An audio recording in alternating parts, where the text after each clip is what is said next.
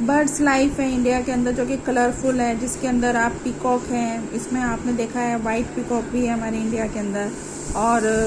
Colourful peacock भी हैं। फिर फेसेंट है, डक है, पैराकिट्स जो दूसरे जानवरों को खाते हैं, क्रेन है, पिजन है यानी कि तोते, मैना, ये सब हमारे पास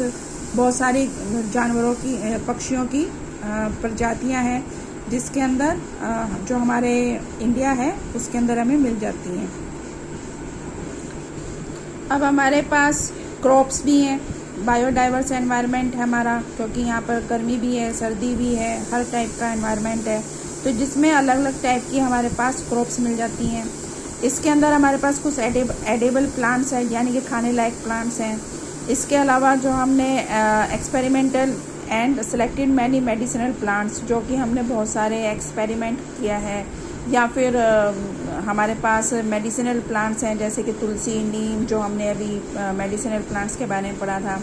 इसके अलावा बहुत सारे हमारे पास लाइव स्टॉक्स हैं जो कि हमें नेचर एज मिल्क एनिमल यानी कि दूध देने वाले जानवर हैं, ये हमें प्रोवाइड किया जाता है। इसके अलावा बहुत सारे ऐसे जानवर भी हैं जिनको हम ट्रांसपोर्टेशन में, और जो ब्रॉड पावर यानी कि ये कह सकते हो कि जो हमारे लिए यातायात के साधनों में यूज़ करते हैं, मीट देने वाले हैं, एग्स देने वाले हैं जैसे कि मुर्गी वगैरह। तो इसके अलावा जो फ़िश है वो न्यूट्रिशन फूड कहा जाता है, क्योंकि ये हमें पौष्टिक खाना प्रोवाइड करता है। मैनी इंसेक्ट्स हैं, बहुत सारे छोटे से छोटा जीव है, छोटे से छोटा जीव जंतु, यानी कि चाहे हम चींटी की बात करें, चाहे हम व्हेल की बात करें या हाथी की बात करें, वो सारे हमारे एनवायरनमेंट को, इकोसिस्टम को मेंटेन करने में हेल्प करता है। तो बहुत सारे प्लांट्स के पॉलिनेशन करने में जो जीव जंतु हैं जैसे बी है या फिर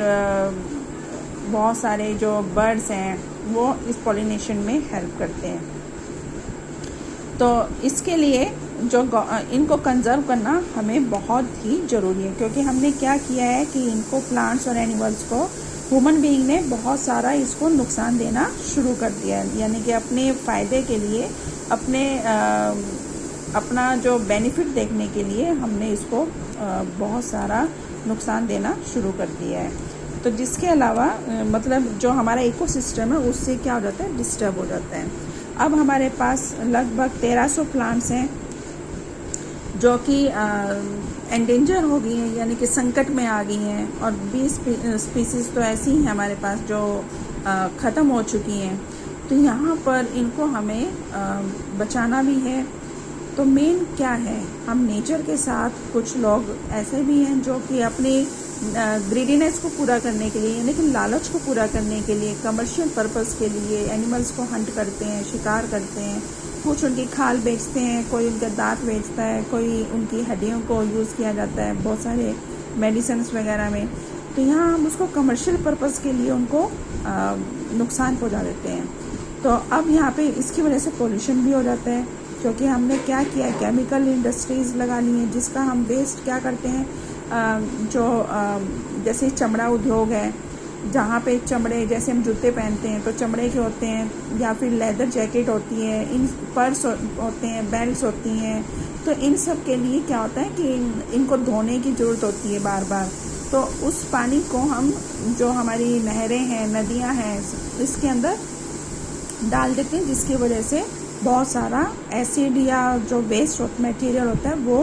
पानी में मिल जाता है, जिसकी वजह से पानी पोल्यूट हो जाता है। तो इसके लिए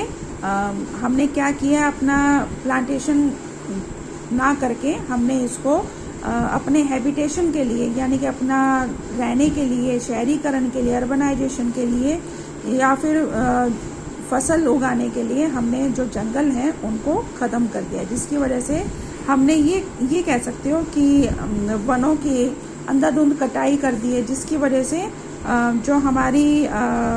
इकोसिस्टम है वो डिसबैलेंस हो गया है।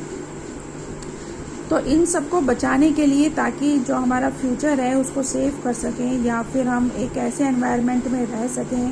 कि जहाँ पर सभी को इस चीज़ का फ़ायदा हो, तो उसके लिए गवर्नमेंट ने कुछ स्टेप्स उठाए हैं। तो यहाँ पर कुछ स्टेप्स में क्या आता है, 18 बायोस्फीयर रिजर्व्स यहाँ पर मतलब आरक्षित किए गए हैं देश में, जिसके अंदर बहुत सारे तो सुंदरबन में आ जाते हैं। 10 में से तो Nanda Devi, gulf of Mannar, Nilgiri, Nokrek, great Nicobar, Manas, Similipal, Pachmarhi और अमरकंटक, ये सारे आपको जो एरिया है उड़ीसा, मध्य प्रदेश, छत्तीसगढ़ और गुजरात, इन एरियाज़ में, या तमिलनाडु है, गल्फ ऑफ मन्नार तमिलनाडु के अंदर है, नंदा देवी उत्तराखंड में है, सुंदरबन पश्चिम बंगाल में है, ठीक है। नीलगिरी केरल, कर्नाटक और तमिलनाडु के एरिया में आ जाता है। अमरकंटक है वो आपको ये जो ये मध्य प्रदेश में आ जाता है, ठीक है। सिम्पलीफायर उड़ीसा में आ जाता है, ठीक है। बहुत सारे ऐसे हैं जिनको हमने क्या, जो गवर्नमेंट है वो क्या कर रही है, इनको बचाने के लिए कुछ स्टेप्स उठाए हैं। इसके अलावा financial and technical assistance in provided to many biotechnical gardens by the government since 1992। 1992 में सरकार ने ये जो बॉटनिकल गार्डन्स हैं, बॉटनिकल गार्डन होता है जिसके अंदर प्लांट्स को बचाने के लिए या उनको आगे सरवाइव करने के लिए, जो प्लांट्स ख़त्म हो गए हैं उसके लिए यहाँ पर जो सरकार है वो यहाँ पैसे, फाइनेंशियल यानी कि पैसों से हेल्प करती है, ताकि हम इस चीज़ों को जो ख़त्म होने के कगार पे हैं या ख़त्म हो चुकी हैं उनको दोबारा से रिवाइव कर सकें। जो कि कच्छ में है, कोल डेजर्ट में है, शेषाचलम में है, पन्ना में है यहाँ, और तमिलनाडु के पास भी यानी कि कर्नाटक में भी एक इस टाइप के फाइनेंशियली और जो